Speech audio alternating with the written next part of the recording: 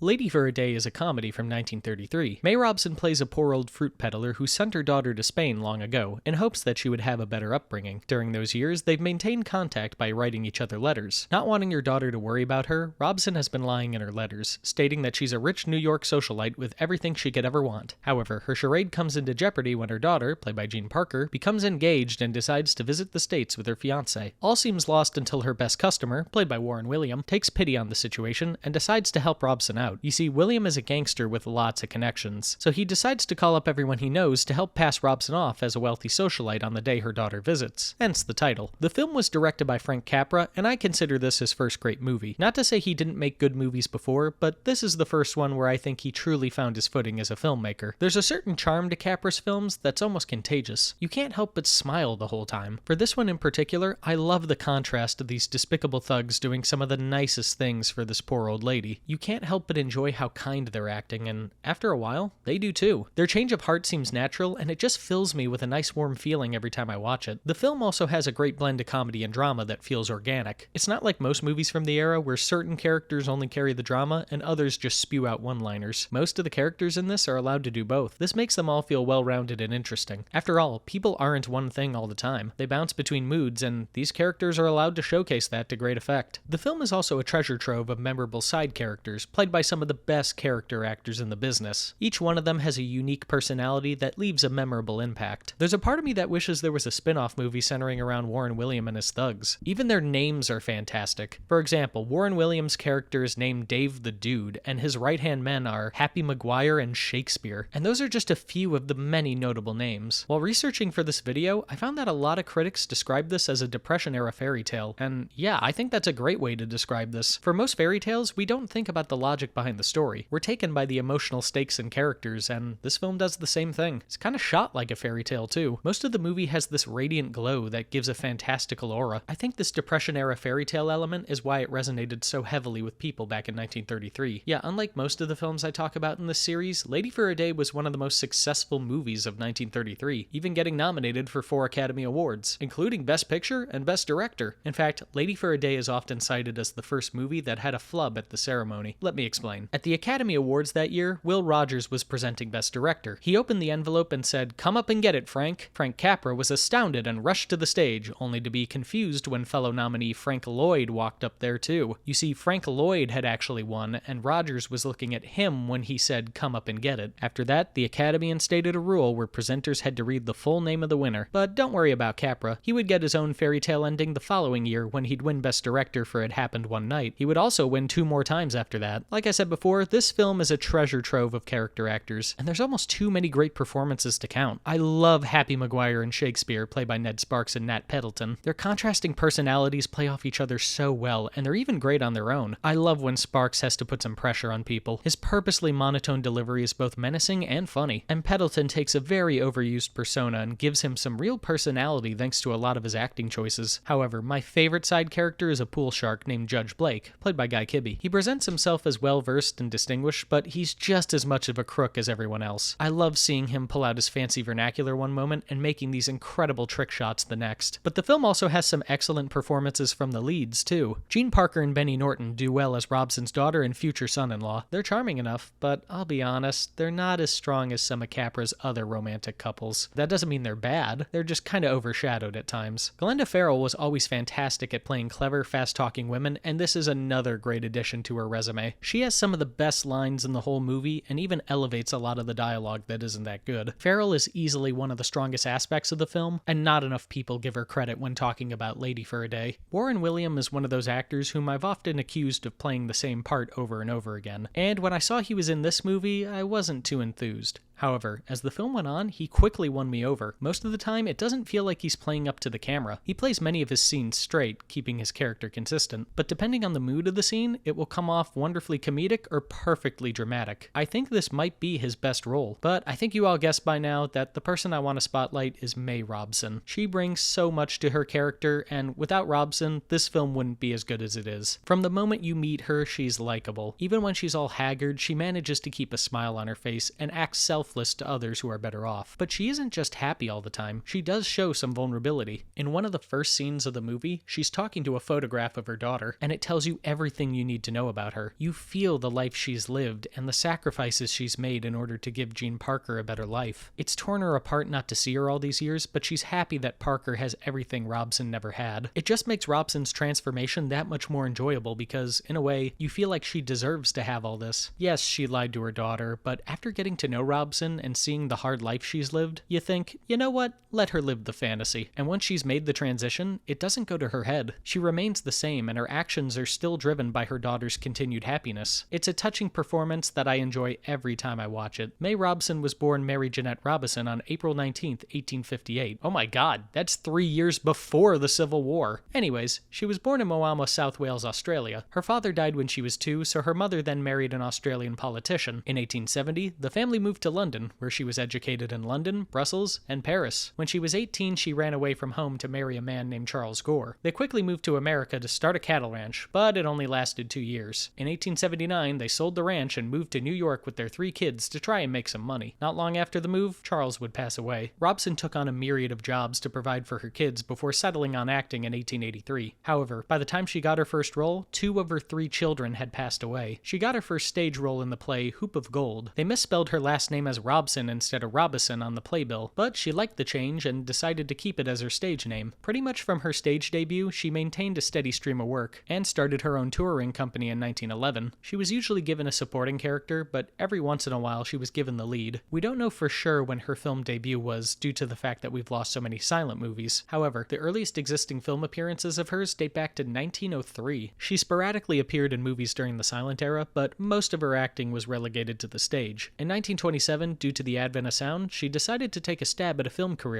and instantly found work. From there, she worked pretty steadily for the rest of her life. She has the distinction of being the earliest born person to be nominated for an Academy Award. She was nominated for Best Actress for, you guessed it, Lady for a Day. It's considered her signature role. She lost to Katharine Hepburn for Morning Glory, and interestingly, she would go on to star as Hepburn's aunt in the screwball classic, Bringing Up Baby, but she's also well known to classic film fans for her role as Janet Gaynor's grandmother in the original A Star Is Born. She speaks into the radio microphone before Janet Gaynor's famous last lines. Robson passed away on October 20th, 1942, due to natural causes. She was 84 years old. In 1961, Frank Capra remade Lady for a Day as Pocketful of Miracles, with Bette Davis in the May Robson role. It was Capra's last movie, and he always claimed that that was the superior version. Many people, including myself, disagree with him. Pocketful of Miracles isn't a bad movie, but the formula came together so much better with the creatives in this version. So if you want to see Frank Capra's first masterwork, or want to discover an underrated actress in her seminal role, then I highly recommend Lady for a Day.